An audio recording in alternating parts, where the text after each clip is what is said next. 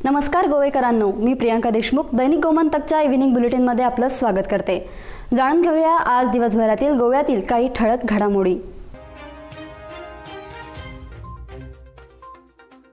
गोव्यातील टॅक्सी चालकांची गेल्या कित्येक वर्षापासून असलेली भाडे दरवाढ मागणी आज गोवा सरकारने पूर्ण केली आहे। या दरवाढीत सरासरी 3 रुपये प्रति किलोमीटर अशी वाढ करण्यात आली आहे। या भाडे दरवाढ संदर्भाची अधिसूचना आज वाहतूक खात्याने काढली। ही दरवाढ विविध टॅक्सी वाहन प्रकारानुसार करण्यात आल्याची माहिती वाहतूक मंत्री माविन गुदिन्हो यांनी दिली आहे। अत्यंत वादग्रस्त ठरलेले भूमिपुत्र विधेयक अखेर मागे घेण्याची वेळ गोवा सरकारवर आली आहे।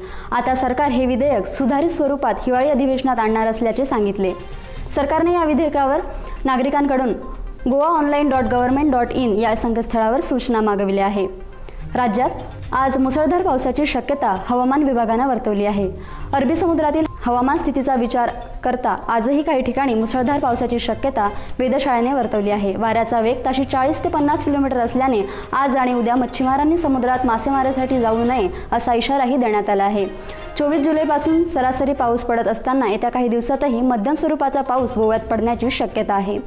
गोव्यात राज्य माध्यमिक आणि उच्च माध्यमिक शिक्षण मंडळाने घेतलेल्या सीईटी परीक्षेचा निकाल जाहीर झाल्यानंतर कालपासून 11वी आणि विज्ञान शाखेत प्रवेश प्रक्रिया सुरू झाली आहे। यंदा 10वी निकालाच्या वाढलेल्या टक्केवारीमुळे 11वी प्रवेशासाठी गर्दी झाल्याने डिसोलीतील विविध उच्च माध्यमिक विद्यालयांसमोर पेच निर्माण झाला आहे। यंदा विद्यालयांना शिक्षण खात्याने 10 ते 15% जागा वाढवण्यास मान्यता दिली असतानाही तालुक्यातील विद्यालयांमध्ये कला आणि वाणिज्य शाखेतील ॲडमिशन जवळपास पूर्ण झाल्याची माहिती मिळते। त्यामुळे अनेक विद्यार्थ्यांना ॲडमिशनसाठी वाट बघावी तर दुसऱ्या बाजूने विज्ञान शाखेत प्रवेशासाठी गर्दी झाल्याची आढळून येते। फोंड्याचे काँग्रेसचे आमदार रवी नाईक यांना विश्वासात न घेता फोंडा गट काँग्रेस समिती बरखास्त केल्यामुळे फोंड्यातील काँग्रेस कार्यकर्ते नाराज झाले। यातून काँग्रेसमधील अंतर्गत संघर्ष चव्हाट्यावर आलाय। काँग्रेसमध्ये आता फक्त 5 आमदार शिल्लक राहिले असताना सुद्धा या आमदारांना श्रेष्ठी सांभाळू शकत नसतील तर भविष्यात सरकार कसे काय बनविणार असा प्रश्न सध्या शहरात चर्चेला जातोय। अगदी लहान वयात गोव्याच्या एका मुलाने कमाल करून दाखवली आहे। गोव्यातील 13 वर्षाच्या मुलाने लाखो डॉलर्स किमतीच्या क्रिप्टोकरन्सी व्यवस्थापित करण्यासाठी एक प्लॅटफॉर्म तयार केलाय। गजेश पणजी येथील पीपल्स हायस्कूलमध्ये इयत्ता 8वीचा विद्यार्थी आहे। गेल्या वर्षी कोरोनाच्या पहिल्या लाटेमुळे देशात लॉकडाऊन असताना त्याने ऑनलाईन शिक्षण कंटेंट तयार केला होता। गजेशने स्थानिक प्राथमिक शाळेतील विद्यार्थ्यांना मदत करण्यासाठी हा कंटेंट तयार केला होता, कारण कोरोनामुळे शाळा पूर्णपणे बंद होत्या। यावर्षी गजेशने पॉलीगॅज नावाच्या नेटवर्कवर 2 ॲप्लिकेशन तयार केले, ज्यावर क्रिप्टोकरन्सीची गुंतवणूक करण्यात येत आहे।